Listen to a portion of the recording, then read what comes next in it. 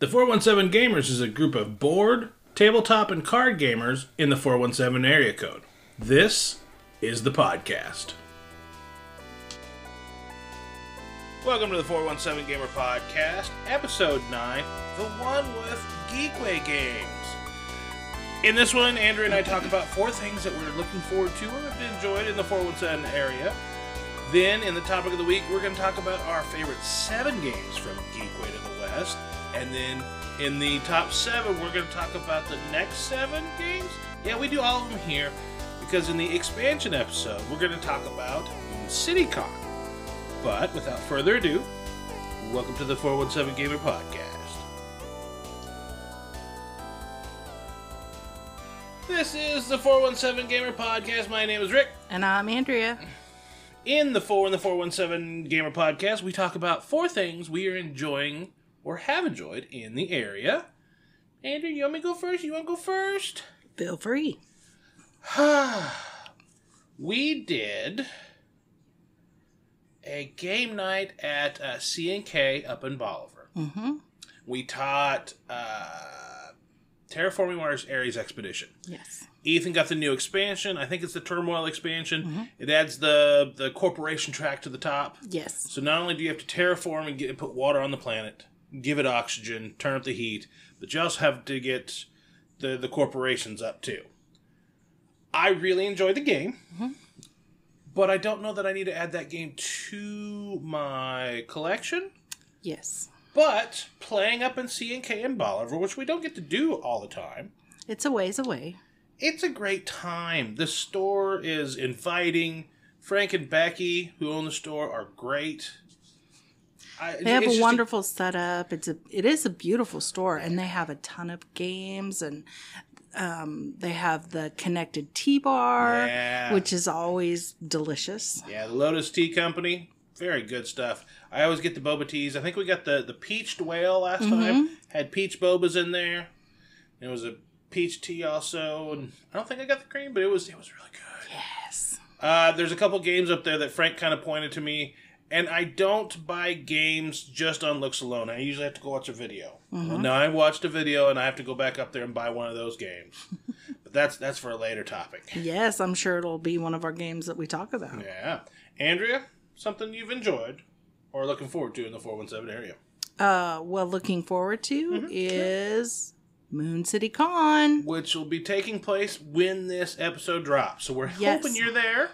And if you're not there, get there. It's at the Hilton Garden it's on the south side of town, pretty much where James River and Glenstone meet. It's at the Farmers Park. And it's that great, big, beautiful hotel, Hilton Garden, and just right down the street from Houlihan's. It's on Nature Way. It's on the road that takes you to the South Nature Center on South Springfield. Mm-hmm. So we're assuming if you listen to this podcast, you like games and gaming. Yeah. Well, get over here. Yeah, come play some games. We're looking for you. We are. I'm looking forward to calming down. We have been go since December. And it's not just been working on the con, but it's been some life stuff pops up. Mm-hmm. And life stuff pops up, and you just deal with the life stuff. I'm looking at July, and right now July is kind of open, knock on wood, which is bad for the mics, but you know what? I could use a little bit of luck. You could use a little bit of luck. Yes, sir. I would like to sit down, clean the house, and have just an honest-to-goodness game day. Just have some friends over, play some games. Yes, that sounds amazing. And if it didn't happen, then I wasn't looking forward to it anyway. Andrea, something you're looking forward to? Well, something that I have enjoyed was our trip to Geekway. Oh, yes. Which will be our top 7 and up through 14 games that we played up there and enjoyed. It was a wonderful time. I enjoyed being in the Bonanza tournament. Oh, that was real good. They had a lot of tournaments for some older games, which I was surprised. And I was walking by the tournament table and was like, oh my gosh, Rick and I play this all the time with our friends. So Rick and I both signed up for it. We had several different rounds that we both participated in. I made it to the final round where I did not win, but I did place third. And you walked away with a copy of the game. I did, so now we have an extra copy. We have an extra copy. Because I have the copy that I put in the photo cases and tossed the box. And then I kicked myself for tossing that box. And then I bought another copy, so I had one in the box so I could lend it out at MoonCityCon. Mm-hmm. And you won another copy. I did. And your copy's nicer, so we're keeping that one too. And it's a trophy. We must never get rid of it. Geekway is always a fantastic time. They run a really, really good convention. Mm-hmm. Lots of play-in wins, friendly staff, good signage. Mm-hmm. Their vendor area was as big as it's been the last few years, but varied vendors. Mm-hmm. You had your craft vendors, you had some charity vendors, your publishers, designers. Just a really good time. It was, and I'm glad we went. And we'll go again next year. That is the plan. Well, that was the 4 things that we have enjoyed in or around the 417 area. I put it around because Geekway was kind of slightly outside the 417, but we'll get over it. Yeah, but we're from the 417. That's and right. We bring to the 417 to them. So, I think in the preamble I said that we would do the top 7 first, but that didn't feel right. You don't think so? Because the top 7 goes in the 7. Mm-hmm. So, the 4, the 1 is the next 7. Topic of the week is 14 through 8. Okay. And then our top 7 will be 7 through 1. I think I followed some of that math. Yeah. There were parentheses in there somewhere, I'm sure. Yeah, but we're recording on Monday, and I'm not good at math on Mondays. Neither am I. All right, let's go on to the next segment. Let's do it. Hey, guys. I want to thank you guys for putting up with all the MoonCityCon ads while we've been doing the podcast. While this episode is dropping, MoonCityCon will be going on, but I want to invite anybody in the 417 area to come out and play games with us. Check out 417Gamers on Facebook. Click on the Join tab, and that'll take you to our group so we can show you all the scheduled gaming events that happen in the 417 area. Come on out, play some games, and maybe find out some of these games we talk about. Let's get on with the topic of the week. Topic of the week is our 14 through 8 favorite games that we played at Geekway. I think I counted, we played about 20 games around the Geekway area. Yes. So we start off with 14. Andrea, what was our 14th favorite game? It was Bonanza for me. I really enjoyed participating in that tournament. If you've never been to Geekway, I suggest going by the tournament area. They have all the games that they're going to play tournament style lined up of sign-up sheets. Some of them are new games that you might not have heard of them. Some of them are older games like Bonanza. There was one that was finger guns and World Finger Gun Championship. Yes. It's really great because if you just make it to the final table, you get a copy of the game that you're playing. And if you are the winner, you get tickets to... Gen Con. Bonanza had Gen Con tickets attached to it. And I don't know that every tournament had tickets, but some of them did. Yes. When you go to tabletop events, you can buy your badge, which gets you into the convention, and then there are quote-unquote tickets. The tickets get you into the events. A lot of these tournaments had those tickets online available first, but the tournaments don't sell out like their specialty events do. Right. So Battling Tops is one of their big ones, and I think they had, I want to say 50 tickets available. They always hold some back for their friends, which is understandable. They run it. They have a good time. And that one sells out. They also have Fancy Gaming, where everybody dresses up in their either nice clothes or they cosplay. I've seen both. And they go to the ballroom. They have a small 3-piece band that plays kind of nerdy themed music. Anyway, you picked Bonanza to send us to the tournament. I did, because we had played it so many times with our friends. And I was like, ooh, I know this game in and out. I think I stand a chance. And the first round, there were some people playing who had never played before. And they gave everyone a teach so that they'd know what we were doing. So I would have felt really bad had I lost out on the first round. And I'm surprised this is so low. Really? Yeah. I think I put it so low because we have played it so many times. That's true. But even though I still played it again, even though I played it hundreds of times, I really enjoyed it because every table I played with was like a different version of the game. Mm-hmm. The first table I played with was with some people who never played before. And then the next game that I played, there were some people who had played before, but there was a teenager in there who was making some silly decisions because they were just enjoying themselves. Yeah. And chaos. Then, the chaos element. And then the next round that I went through, everyone was just super polite. Oh, would you like my two green beans? Absolutely. You don't happen to have any red beans, do you? Well, yes, I do. Thank you for asking. And then, of course, the final round was more very serious, you know. I will not give you a chili bean for a red bean. That's a terrible trade. Well, not so much that, but everyone was just taking their time, contemplating. You could see the wheels turning. So even though I played 4 or 5 rounds of it, each one seemed like a different game. And I guess that is a sign for the game in and of itself, in that who you're playing with can really change the dynamics of the game. Since it's all negotiation, the group can make and once in a while break the game. It's true. So that brings us to 13. You put us at Dice Manor. Dice Manor, I liked, but I didn't love.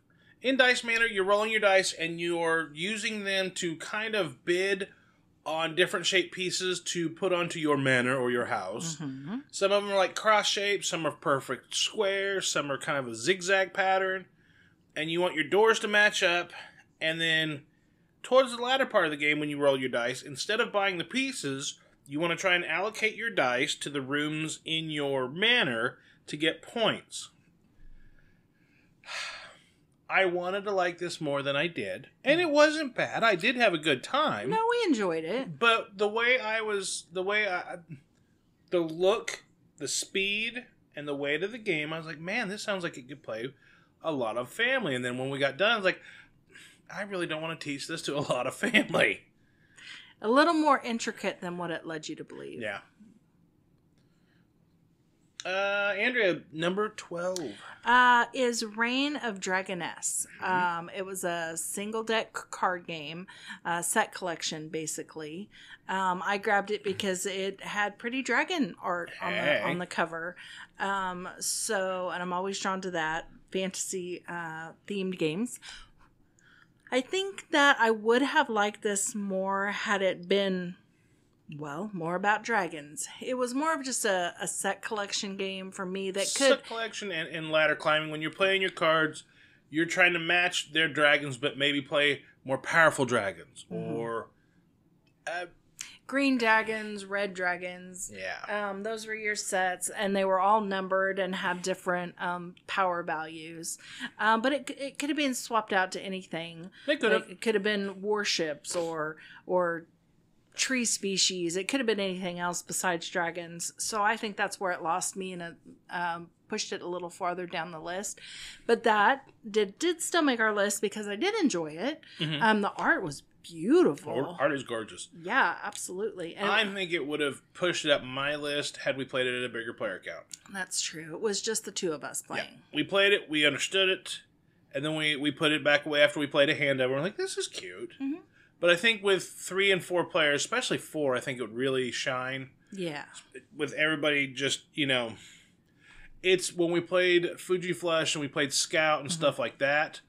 The higher player counts in Scout are my favorite, 4 and 5. I don't care for it at 3. Yeah, and I don't think we even could have played it at 2. Right. That brings us to number 11 is Nations the Dice Game. We found this in the flea market. I've found too many games in the flea market, in my opinion. But we have Nations. It's a worker placement game kind of veiled into a civilization game. It is a civilization game. But it plays in about 2 to 3 hours. You can probably get it in 2 if everybody knows what they're doing. Mm-hmm. If they don't, it's going to push 3. I like Nations. It's a fun game. It's got a little bit of a learning curve. Whereas Nations, the dice game, was not hard to learn. We skimmed the rules. I think we had a pretty good grasp of it. Mm-hmm. Roll your dice and try and buy some civilization tiles. Mm-hmm. Get you an advisor to get you some powers.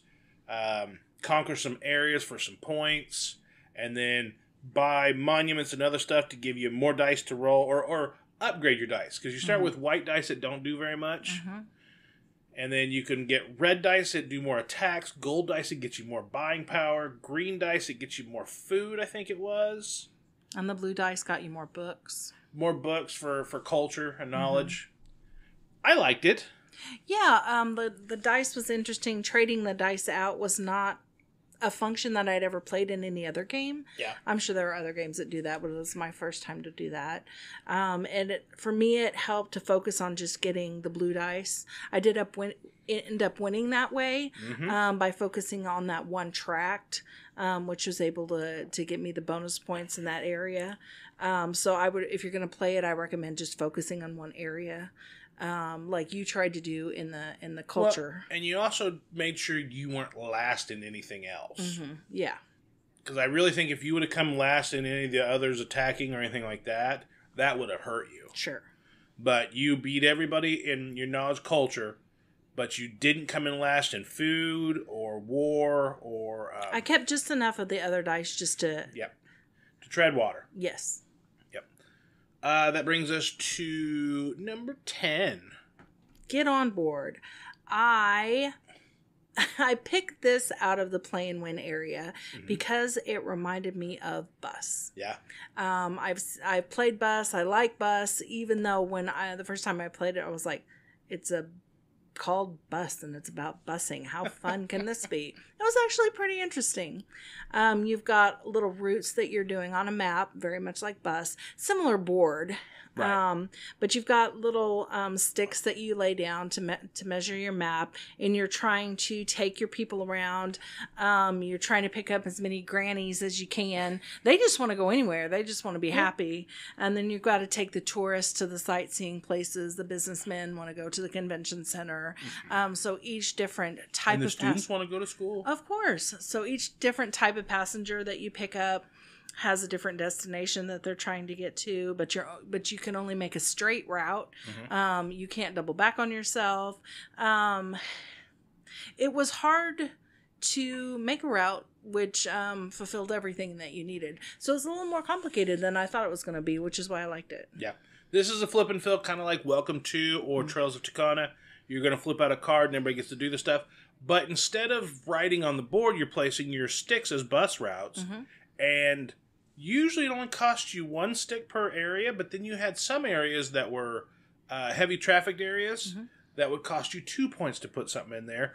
Or if somebody had already laid a bus route there, it would cost you points to place alongside them because it was congested traffic and it would take your passengers more time to get there. Yeah. I liked it. I thought it was a good time. We played the New York map because that I think is the 2 to 3 player. If you were going to play the 4 to 5 player, it's the other side. It's the London map. London, which I would have loved to have played. Yeah, and I think if we get our hands on it again, I think we definitely try the London side. Yes. Number 9 is Bad Company. So this plays similar to Machikoro and Space Base. This is roll dice and activate stuff. In Space Base, you have a tableau of spaceships, numbered 2 through 12, and when you roll your dice, you activate the ships, and they can give you points or money to buy stuff. That's very well what you do in Bad Company, but you are you're a gang. Yeah, thieves. You're a gang of thieves. You pick 2 player boards, put them together, and you might be the sad cheesers, or the cheesy downers, or the slow pickpockets, or whatever it was. But you have your crew, and then whoever the active player is, they're going to roll 5 dice. 4 gold dice and 1 black die. The black die is going to activate the cop car to move around the board. And then your gold dice, you pick 2 pairs that are... those sums will activate the different people on your board. You have people numbered 2 through 12. So, and then you have heists you need to perform that have different tasks that need to be done. You might have a mask, somebody that needs to sneak in there. You might have a lockpick, somebody that needs to pick locks. A flashlight because you're robbing somewhere dark. Yes. Steering wheel because you need a getaway driver. Yes. So, when you're rolling the dice, or fist, somebody that muscle to protect everybody. So, when you're rolling your dice, you're allocating and trying to trigger those, and as you get them, you get to put check marks on your heist because you've hired those people to do the things. Yeah. And then the steering wheel will also allow you to move your car around the board.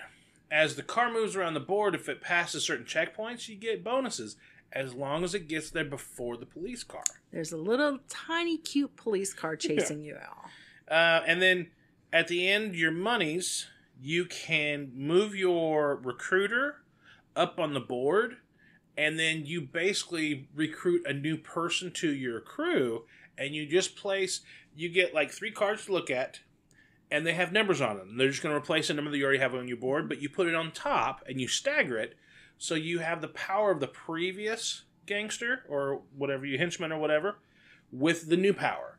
So you might have had the lockpicker, but now this person comes with a mask, and you put that on top. And it changes the character, too, because it could be now it's like a street racer or a wizard, or they're like, when I was flipping the cards down and covering up my players, it was almost like they were changing cosplays as well as adding to their abilities. What happened to Joe?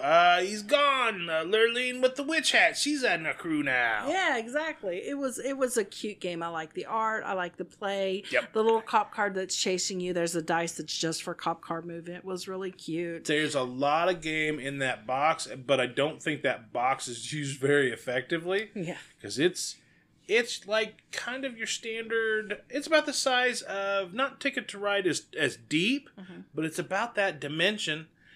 And there's 2 little boards, and then there's the player boards and 5 dice. Yeah. And a deck of cards. There's a lot of air in that box. But we did enjoy it. I enjoyed the heck out of the game. Both. We played it twice, once at 2 and once at 4. 4 or 5. 4 or 5, yes. And we enjoyed it both ways. It changed the gameplay quite a bit, but it was still enjoyable. Yeah. Which brings us to number 8. Number 8 made the list because we played it with our friend that we were staying with for Geekway, which is Marvel Splendor. If you've listened to any of our podcasts, I'm sure you've heard me talk about it because I like this game and play it whenever I can. Don't tell me you fit Splendor Marvel into another list. I did. I managed it. Which, honestly, would be higher up on the list if I didn't talk about it so much. That's why it made it all the way down to this. I do. We played it with our friend who is a big Marvel fan, and he really enjoyed it just for the theme of it. He had never played regular Splendor, so he had no...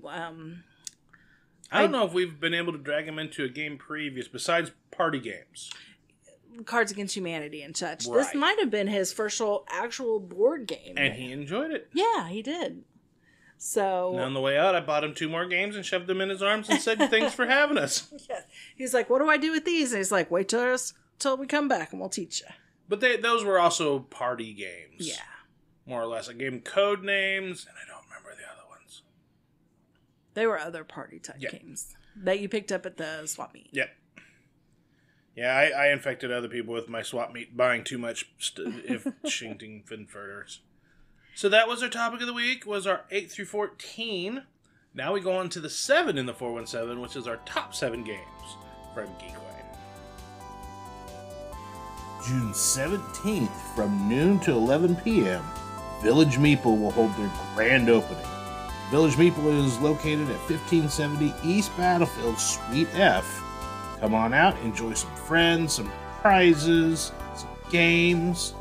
Head on over to their Facebook page at facebook.com/Village Meeple, or they have a website, villagemeeple.com. We'll see you at the grand opening for Village Meeple. Welcome to the 7 in the 417 Gamer Podcast, our top 7 games from Geekway to the West. Andrea, number 7. Number 7 was in the play and win area that I was hoping we would win, which was Dog Park. Yeah? The art was really cute. Art is gorgeous. The board was interesting because you get to choose what route to take your dog for a walk on. And as you walk down the board, you get different bonuses from depending on what space you stop on. I really liked that you got to choose your own route because you could look ahead to see what bonuses you needed to fulfill different dogs' needs. Before you can walk a dog, each dog has its needs. Yeah. Treats, toys, balls, sticks, Yeah, each dog was motivated to go on a walk by different bribery, basically. And you had to collect those on your first walk, planning on being able to walk another set of dogs and what they needed to go. Yeah. Huge deck of dogs cards. I mean, that there must have been 100 different, and each card wasn't just an individual dog. It was a different breed, name, yeah, everything. And Art. yes, so that was pretty impressive. Some breeds of dogs I had never heard of before, and a little bit about them. So that was really interesting. I really liked this game. It wasn't so hard that family couldn't understand it, but it still had quite a bit of weight to it. I think it wasn't super easy, like one of the throwaway games. But I think it's definitely an entry level game. With enough theme that if you have a dog lover in your family, they'll want to play it just for that. The walking in it has the same mechanic that Tokaido, Sir Francis Drake, and some others have. They call it like the ratchet mechanic, that you can go as far forward as you want, but you can't go back, and whoever is the furthest back, they take their turn.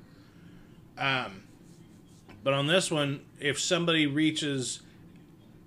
everybody reaches the end of their walks, if one person is left, they don't get to finish their walk. They're just done. Yes. They close the park.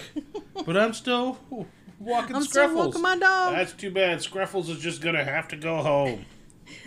But no, I thought it was cute. I thought the art was better than the game. Yeah. The game for me was more one note. And I would play it again if people want to play it. Sure.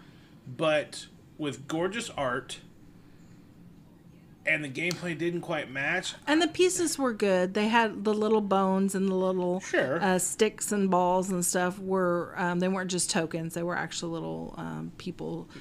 What would you call them? They're not meeples. They're... No, they're animeeples. Yeah.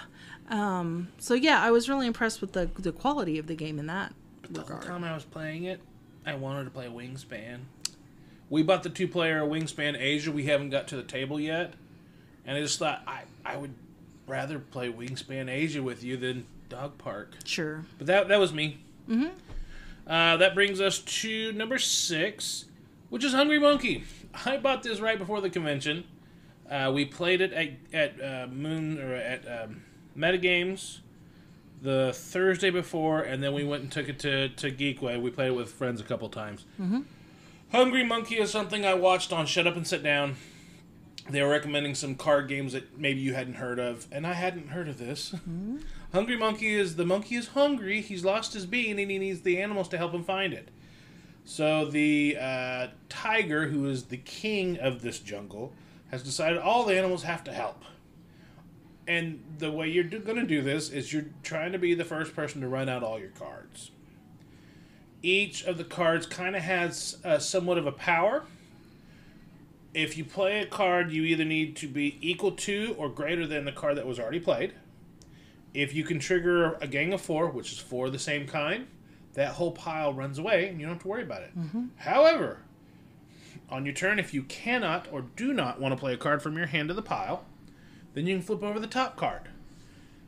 If that card is valid, you keep on going. If it is not, though, you take that whole pile into your hand.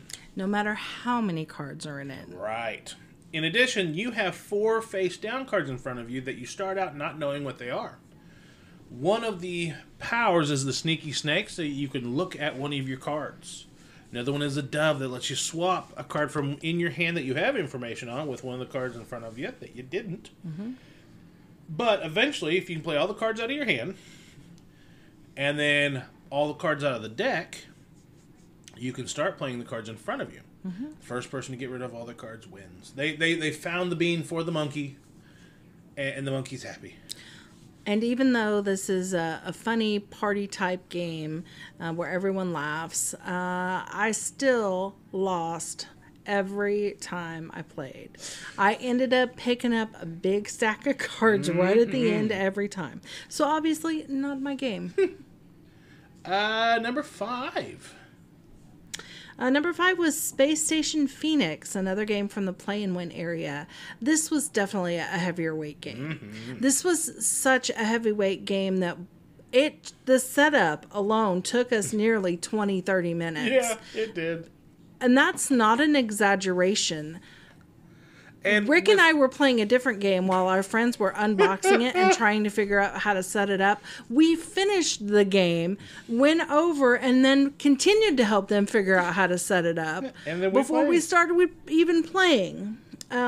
We might have played Get On Board. Yeah, I think we did the entire game, and they were still setting up. Having said that, I really enjoyed it. Yeah. You are making your own space station. You are building different levels to your station. You're trying to invite aliens of different races to come live in the habitats. Most people are. Depending on what your...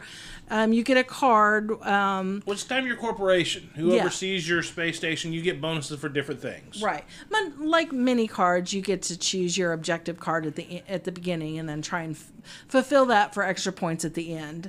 But there are different habitat levels to your space station. Some are pink, some are purple. Different color aliens go in their ring on the habitat. You get bonus points for how many levels you can build on your station, how many combinations of aliens, how many humans you have on your space station. There's so much going on with this game. It was hard to keep track of what was going on. We were all a little confused at first until it started to click even though we were reading the rules as we were going along. It took actually playing it to understand what it was the rules were trying to tell us. Yeah. Watching a video would definitely have been the way to go for this game before we tried to play it. Having said that, it was getting towards the end of the day and we had to wrap it up. Towards lunchtime. Oh, yes. And we were all starving. And we'd been at this game for what? 2.5? That's after us teaching and learning it. Right. 2 hours after that, we were kind of getting hangry and we're like, you know what? We know how this plays. I would absolutely play this again. Mm-hmm. So why don't we call it, kind of score up how it says it would score at this point. We probably still had another 30 minutes at least to go. At least. Because I think some of us we're just building on the first, because you build 3... tiers to 3 different sections of your... Yeah. I think most of us had 2 tiers to at least 2 of our sections. Mm-hmm. I think one person had started their first 3 tier, but it takes so much resources to get to that. Oh, yes. We had at least a half hour, maybe another full hour. I'm going to say before more we were like done, an hour. and everybody was... Fun game, but everybody was hungry because I don't think anybody ate breakfast that morning. We just wanted to get to gaming. Yeah. You're like, what'd you eat? I didn't eat anything. I got like peanuts in the bag, and like by the time you ate the peanuts in the first 20 minutes of teach, you still had 2 hours. Right. But having said that, it was high up on my list because we've talked about it, we've thought about it, and we want to play it again. Right. Now that we know what we're doing, it was a heavier weight game, but it was pretty juicy, and I enjoyed myself, and I played again. That was designed by Gabriel J. Kahn and published by Rio Grande Games. We then go to... I lost it. Number 4 is Fuji Flush. Once again, another game I got out of the flea market. I got like 4 or 5 games for $20. And this is just a little bitty green card game by Stronghold Games. Mm-hmm. Fuji Flush is once again, just like Hungry Monkey, trying to get rid of all your cards. When you play your card, if the next person plays a card higher than yours, your card gets flushed and you have to draw another card. However, if your card is still out there by the time it comes back to you, you get to discard the card without having to replace it. Mm-hmm. Now, there's also some people can join you. So if you place a 4 out there, probably not going to be hard to beat. But if your neighbor also places a 4, they combine their powers to make them an 8. That means if somebody plays an 8, it matches what you played. It does not beat it. Or somebody play yet another 4 to make that 12. Mm-hmm. Because the cards go all the way up to 20. And unless somebody's holding those higher, 16 through 20 cards, it's hard to beat a 12. Mm-hmm. At the same time, you can also be the one holding the 15 and flush everybody's cards. It is really fun, especially at the higher player counts. I think this plays 7 and 8, and the highest we played so far is 6. Mm-hmm. We played 4-player the first time, fun. We played 5-player when we got back at Metagames, fun. We played one more with 6, really, really fun. Fuji Flush. Fun. Fantastic. Fantastic fun for Fuji Flush. Yeah. Say that 5 times real fast. Andrea, our number 3. Our number 3 is Caldera Park. Which you made sure you got to talk about. Well, yeah. I'm sure you guys have heard us talk about Savannah Park, which is its predecessor, which we also were introduced to at Geekway. Yeah. It is a tile placement game. Savannah Park was in the African savanna. Caldera Park is North American landscapes and animals. So you've got, more of the American bison and wolves, as opposed to Savannah Park, which has... gosh, I can't think of anything. Giraffes and antelopes and stuff. Yep. The game mechanic, different in this game. Mm-hmm. It wasn't just rethemed with a different environment and different animals. What you're doing in the game is actually different. And which I really enjoyed. Yeah, instead of moving the animals, you're kind of just populating your own park. Mm-hmm. Almost from scratch. And you have weather tiles that you put out, and the weather tiles dictate what you do and don't want out there. Mm-hmm. But then some of the animals that get selected, because you'll still have an active player like Savannah Park that dictate what kind of animal has to go out and potentially where, like environment, whether it's rocky, plains, forest, or whatever. Mm-hmm. And so you have to try and plan to not get hosed by the weather, because the weather's what's going to run off your animals. Right. But it's different enough from Savannah Park, and I think it's that next step in difficulty. Yeah. Savannah Park, I think just about anybody can pick up, play, and have a great time. Yeah. Caldera Park, I think, is that next step that... a little heavier. We would want to teach them Savannah Park first. Mm-hmm. And then the next week we'd bring them to Caldera Park.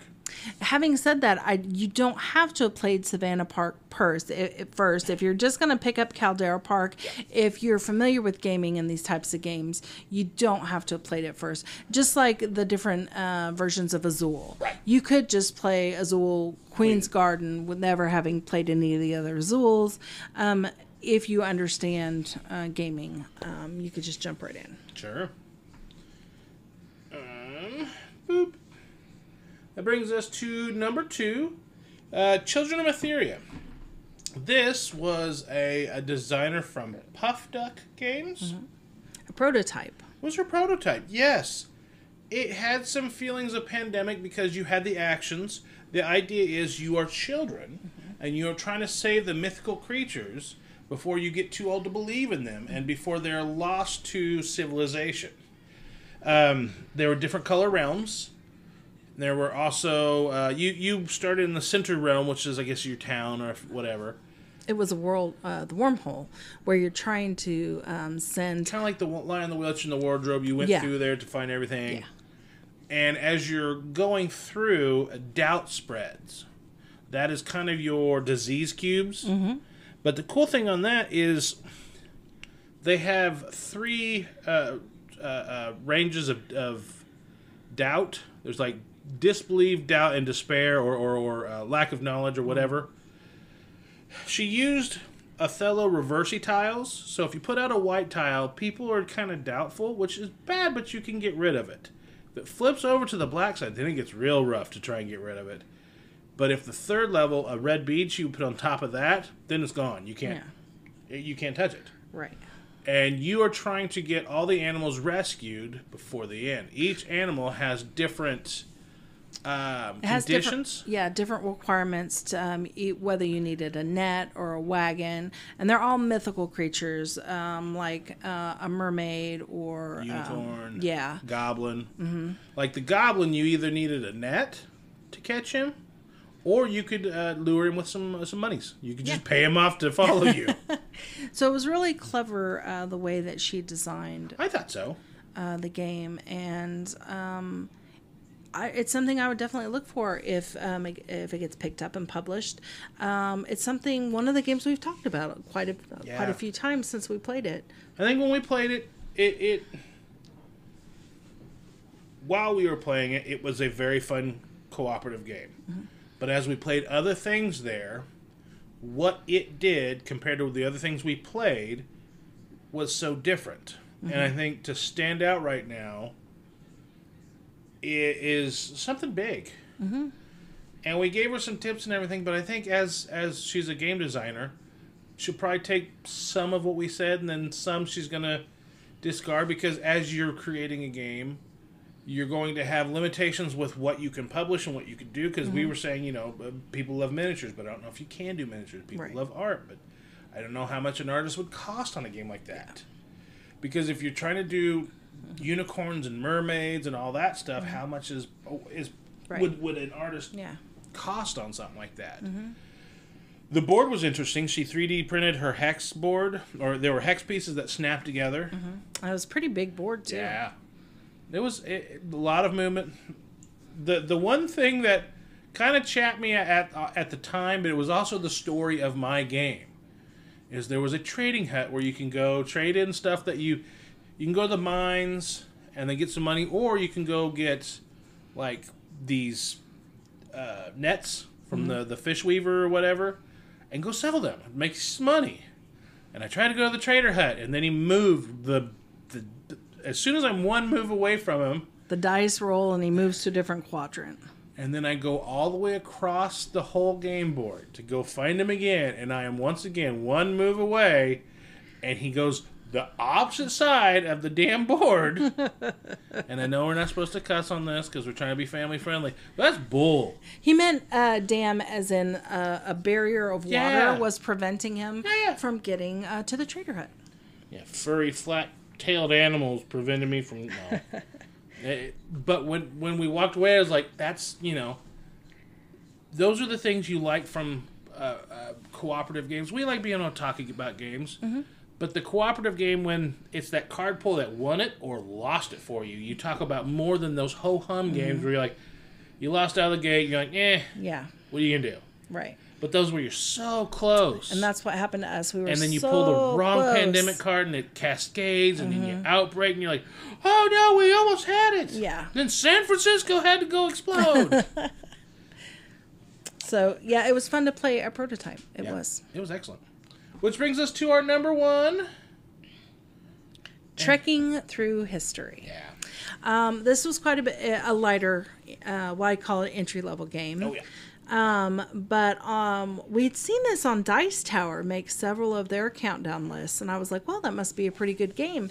So I checked it out of the Play and Win library. We actually ended up winning it. It was the one game that we did win through the Play and Win, which I'm glad we did because it made my number one. It is, if you... I liked it because I'm a Doctor Who fan. You have all these cards to choose from, and they're different events in history and dates, and you have to choose them in. You have to work forward in time. You can't double back. You know, you have to go to three. You can, but you lose some points potentially if you. That's true. If you start a new timeline, basically, and I really enjoyed. You know, like you can start way back, like 300, BC, where you look at the dinosaurs, or you can go to 1974 and look at the. Watch the Who. Yeah, go to a Who concert, or if you're out. All of the cards you have to choose from are laid out on the board, and if none of those cards fit into your timeline, you can take a wild card, which is take a break to visit your ancestors. So you get a wild chip for that one, and you can use that for any of your tech trees. Basically, for each round of the game, you get a different tech tree that you're trying to get resources to fill for points. You can also get time crystals, which each card, much like in Patchwork, where you have both number of buttons you get and numbers of time movements, you also, on the cards, you'll get resources for each card that you choose and time movements. You've got a 12-hour clock, and it's broken up into hours. A number 3 card might have you staying somewhere for 3 hours, and you're trying to squeeze in as much time travel as you can in 12 hours, so you can use the time crystals to reduce the amount of time you stay at a different You always location. have to spend at least 1 hour there. Yes. So it was very interesting. Lighter weight game, which I feel is not a bad thing because it opens it up to more of our friends and family to be accessible to. And I didn't catch her last name, but I think her name was Lynn, that sat down and taught the game. She just got done playing it. She's, oh, can I teach this to you? And we're like, yeah, absolutely. She was fantastic. Sat down, taught, and played the game with us. Yeah. Lynn, you probably not listen to this, but if you catch this episode down the road, we absolutely enjoyed your teach and play, and thank you very much. Yes, another wonderful game that I'm happy to have in our collection. Yeah, but that was the top 7 games that we played at Geekway 23. So, without further ado, let's see you in... Hopefully we see you at Geekway. No, Moon City. We can see you at Moon City too, but we will see you at Geekway next year. Oh, yeah. Let's get a big group and go up. Yeah. Yeah, that'll be fun. But I also want to play with new people too. Yeah. Which was fun. Things. Yeah, we'll do it all. It's 4 days. It's Thursday through Sunday. Yeah. 1 day with group, Friday with new people, Saturday undecided, Sunday sleep in, breakfast, win the games, closing ceremony, and go home. Don't forget the flea market. Yeah. Next time we got to take a cart to carry all the games we buy. That's dangerous. All right, well, we will see you in the next episode, guys. Goodbye. The 417 Gamer Podcast is recorded and produced by Rick Bagwell and Andrea Smith. The music we use, Kind, Gentle, Beautiful Person, and Make Up for Lost Time, was created by Origami Replica. For our show notes and links to those songs, head over to our Facebook page at Hobby Gaming Network. And before next time, keep gaming in the 417.